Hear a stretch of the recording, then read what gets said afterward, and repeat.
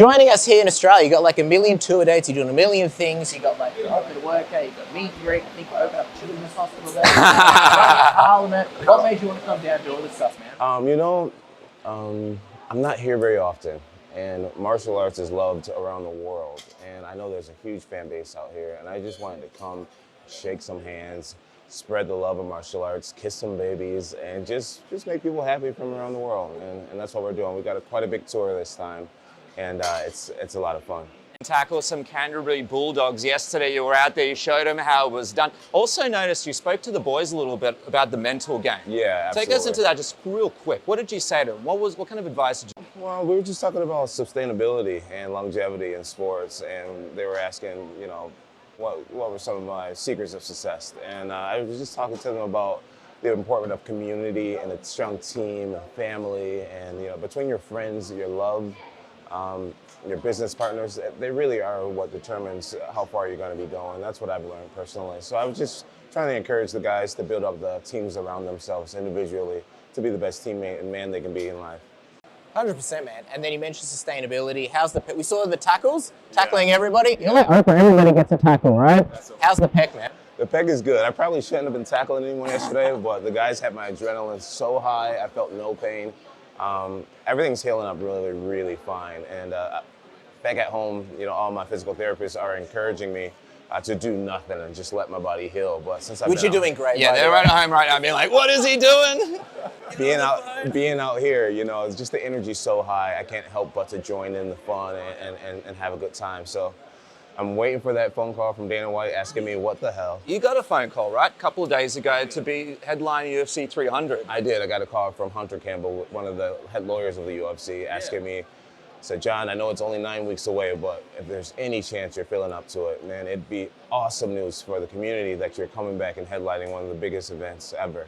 And as honored as I am for the opportunity, I just don't think I'll be ready. I just don't. And so I'm getting up there in age. I only have a few more events left, and I want to give those events my all and make sure that I come back 100%. I know that you weren't able to do 300, which would have been sick, but like realistically, what's the timeline, the realistic timeline? Yeah. And is it definitely Stipe when you come back? As of right now, I think it's definitely going to be Stipe. Stipe and I have both been in the sport for a long time. I don't think Stipe is getting the respect that he deserves. Me and Stipe have unfinished business, and I think that's the only fair thing to do. I'm excited for Tom in his future. But you never see that happening.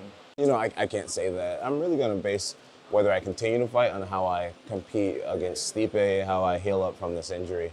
I could blow Stipe out of the water, or it could be an absolute war, and I feel like I need to take one step at a time before seeing what I do next. But the Tom fight is definitely not off the table, especially with how I've been feeling being out here. Like I feel just totally like reinvigorated and just re-energized, just being around all these fans. So I'm like, I can't just walk away. So the ball is rolling in a very positive direction for the career to continue. You should meet with the NRL every week, and that way we get like we're gonna get you tackling people down here all the time. I was gonna ask you though, like, because people look at it and it's like, all right, you won the big one, right? Light heavyweight GOAT. Now you're the heavyweight champion. If you beat Stipe, you beat arguably the greatest UFC heavyweight of all time. What's left for you to do? Like, are you really just going to sit here and just keep, the tones? There's always going to be a new guy. So what would be, what's the motivation? What would be the point? A lot of people don't really acknowledge that. There always will be another awesome contender. It's the UFC's job. It's to build the next big thing. And it's my job to realize when you are enough and you have done enough. You've provided for your family. You've created a life for your people. And so I don't know. I really don't know what's going to be next. I'm just taking it one thing at a time. That's my respect to Stipe. It's just to take it one thing at a time and to respect him as the challenge that he will be.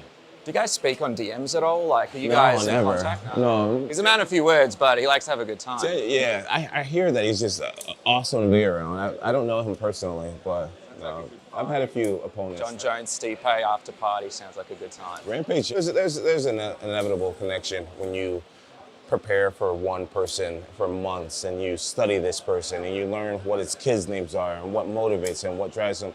Eventually, whether you win or lose, you find a common ground, a huge respect. And that's what I've had for almost all my opponents, yeah.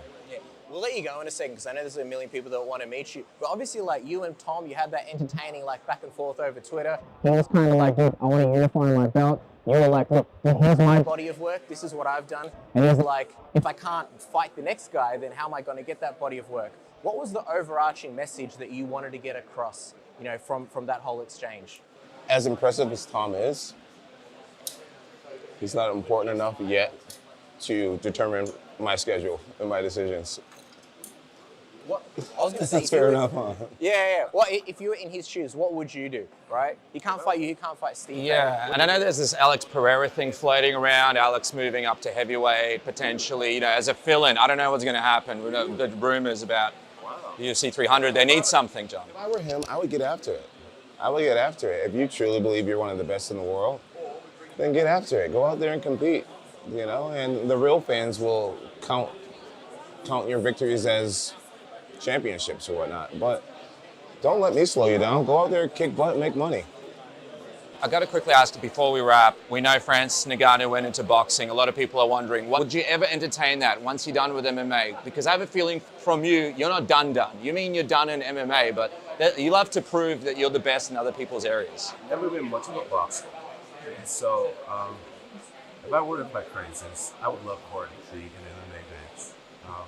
If the money was right and we would work it out between promotions, then a boxing match would be what it was. But MMA is my wheelhouse. That's what I've made my name known for. Stick to what got you to the race.